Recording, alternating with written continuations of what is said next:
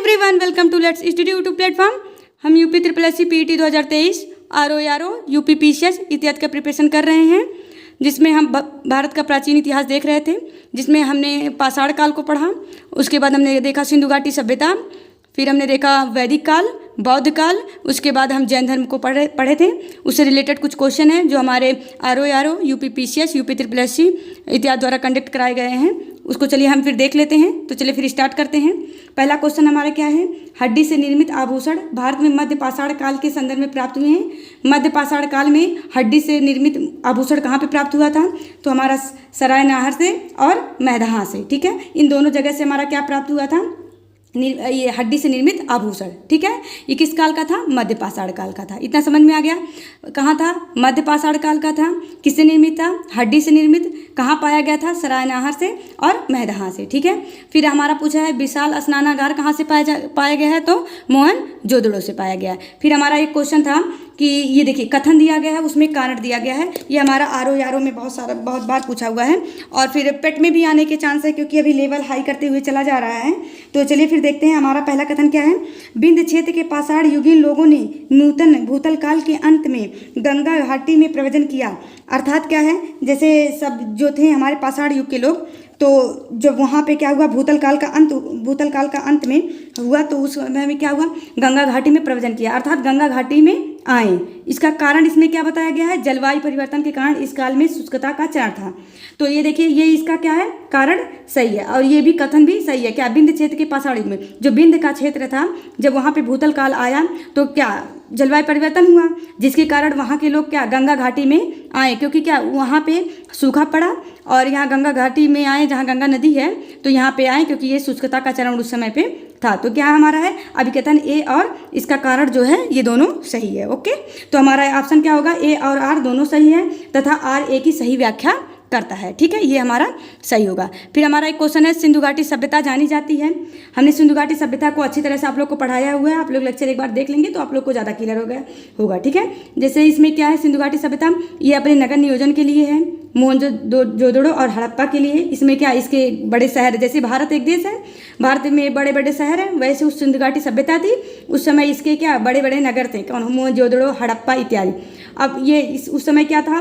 कृषि था, कृषि संबंधी कार्यों के लिए, अपने उद्योगों के लिए। तो इसमें क्या हमारा ABCD चारों सही है, ठीक है। इतना समझ में आ गया? अब चलिए फिर हम कुछ क्वेश्चन ऐसे लिखे, इसको देख लेते हैं। 1 मिनट, ठीक है। 1 मिनट क्लियर नहीं है, सेट कर दूँ, ठीक है। हड्डी से निर्मित आभूषण कहाँ पे पाए गए? सरायनाहर से और मैदहा से, ठीक है। फिर हमारा दूसरा क्वेश्चन है सिंधु घाटी सभ्यता जानी जाती है। ये भी हमने बताया अपने नगर नियोजन के लिए, कृषि के लिए, उद्योग के लिए आदि। फिर हमारा तीसरा क्वेश्चन है हड़प्पा नगर में कौन 3 भागों में विभक्त था? तो धौलीवीरा हमारा क्या था? 3 भागों में विभक्त था। एग्जाम में हमारे पूछ ले हड़प्पा नगर में कौन था? हड़प्पा नगर को ही क्या कहा जाता है? सिंधु घाटी सभ्यता। और हमने बताया था क्या हुआ था, सिंधु घाटी सभ्यता में पहले हड़प्पा की खोज हुई थी, इसी वजह से उसको सिंधु घाटी सभ्यता को हड़प्पा के नाम से भी जाना जाता है, ठीक है। इसमें कौन 3 भागों में विभक्त था? धौलावीरा, ठीक है। फिर हमारा एक क्वेश्चन है हाथी का दांत पैमाना हड़प्पा में कहाँ पाया गया था? मतलब हड़प्पी जो सभ्यता थी उसमें कहाँ हाथी का दांत का पैमाना पाया गया था? लोथल में।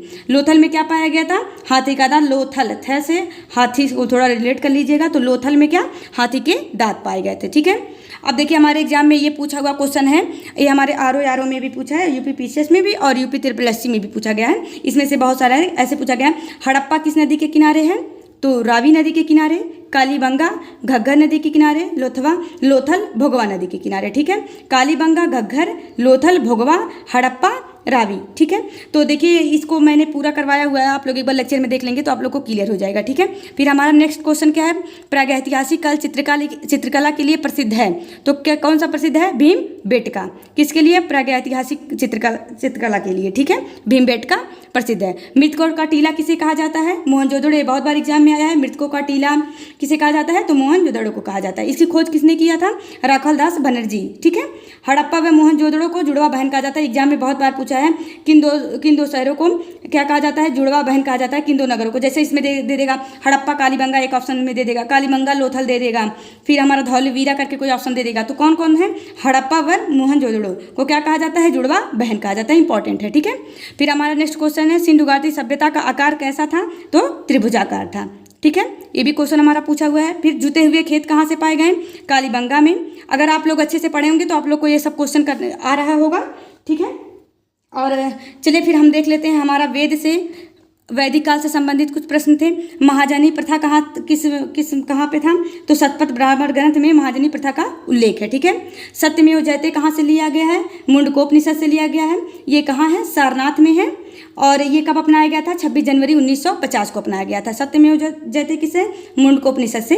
मैंने उपनिषद भी पढ़ाया हुआ है, हमारे टोटल 108 उपनिषद है। ठीक है, वेदों के गद्य प्रकरण को क्या कहा जाता है? ब्राह्मण ग्रंथ। ये हमारे आर में पूछा हुआ है। वेदों के गद्य प्रकरण को क्या कहा जाता है? ब्राह्मण ग्रंथ कहा जाता है। ठीक है, फिर स्रोतों का संकलन क्या कहलाता है?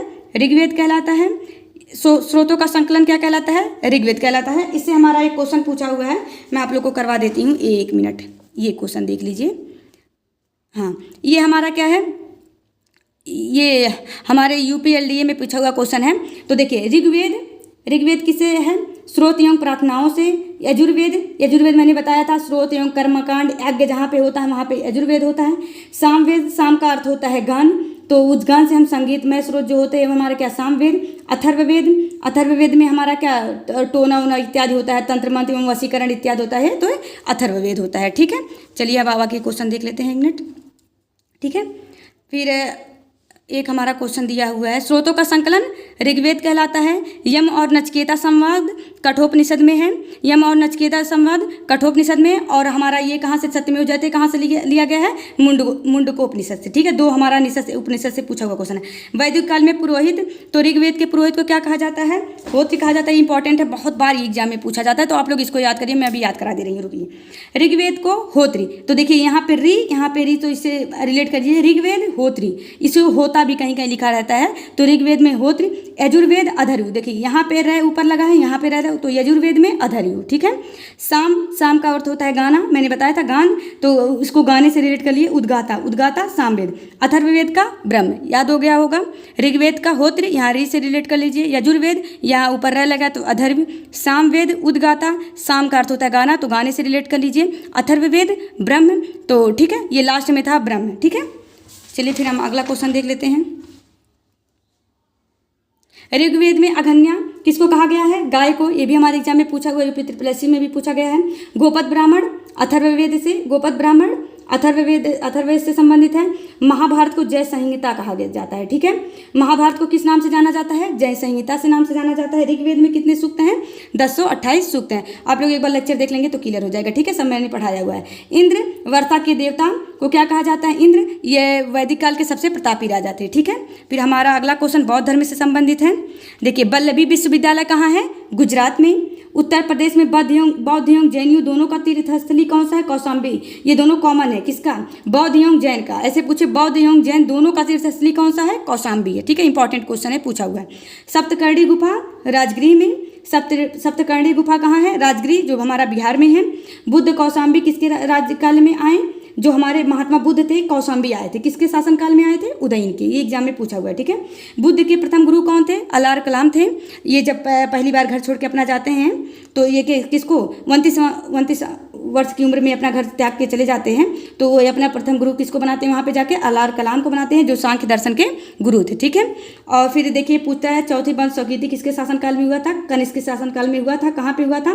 कुंडल वन में हुआ था। देखिए, मैंने इसको आप लोग को याद कराया था, 1 मिनट ऐसे, RVPK। आर से राजगीर, वी से वैशाली, पी से पाटलिपुत्र, के से कुंडलवन। तो राजगीर में पहला, वैशाली में दूसरा, पाटलिपुत्र में तीसरा, के से कुंडलवन में चौथा। तो देखिए, चौथी वंश स्वकीर्ति पूछा हुआ है, तो कुंडलवन में। फिर हमने इसको याद कराया था किसके शासनकाल में? तो इसको हमने याद कराया था के याद करिए, या फिर काका से नीचे से के। तो ए से हमारा कौन है? अजातशत्रु। के से कौन सा है? कालाशोक। उसके बाद अशोक। देखिए, कालाशोक पहले बड़ा है तो कालाशोक आएगा, उसके बाद अशोक, उसके बाद फिर कौन सा आएगा? कनिष्क। समझ में आ गया? अजातशत्रु, कालाशोक, अशोक, कनिष्क। किसके? ये कौन कहाँ पे हुआ था? राजगीर, वैशाली, पाटलिपुत्र, कुंडलवन। इतना समझ में आ गया। और फिर किसके इस समय अध्यक्ष कौन थे? तो पहली बौद्ध संगीति के कौन थे? महाकश्यप। उसके बाद कौन थे? दूसरे के कौन थे? शाबक मीर। तीसरे के कौन थे? मोगलीपुत्तिस। ठीक है। उसके बाद कौन थे? वसुमित्र। इसको भी मैंने आप लोग को लर्न कराया है, आप लोग एक बार देख लीजिएगा, ठीक है। इतना समझ में आ गया। फिर हम आगे देखते हैं, बुद्ध के उपदेश किस भाषा में है? पाली भाषा में है। और याद रखिएगा जो जैन धर्म अभी मैं आगे पढ़ाऊंगी तो जैन धर्म का क्या है? प्राकृत। बहुत सारी चीज़ें जो बुद्ध के हैं सब लगभग में पाली भाषा में ही है, ठीक है। अगर एग्जाम में आ गया आप लोग को नहीं समझ में तो पाली भाषा जान जाइए, ठीक है। बुद्ध का उपदेश किस में था? पाली भाषा में। शाक्य मुनि तथागत किसको कहा जाता है? महात्मा बुद्ध को कहा जाता है। और इन्हीं को क्या कहा जाता है? एशिया का प्रकाश पुंज। एशिया का प्रकाश पुंज भी इन्हीं को कहा जाता है। किसको? महात्मा बुद्ध को ही क्या कहा जाता है? एशिया का प्रकाश पुंज। उसके बाद शाक्य मुनि, तथागत इत्यादि कहा जाता है, ठीक है। उसके बाद हमारा जैन धर्म से रिलेटेड क्वेश्चन इंपॉर्टेंट है जो हमारे एग्जाम में पूछा हुआ क्वेश्चन है। महावीर स्वामी को ज्ञान किस नदी के किनारे हुआ? ऋजपालिका नदी के किनारे। और बौद्ध का तो बताई थी मैं, निरंजना नदी के किनारे, ठीक है। और इनका किस नदी के? ऋजपालिका नदी के किनारे। संलेखना व्रत किस धर्म से है? जैन धर्म से।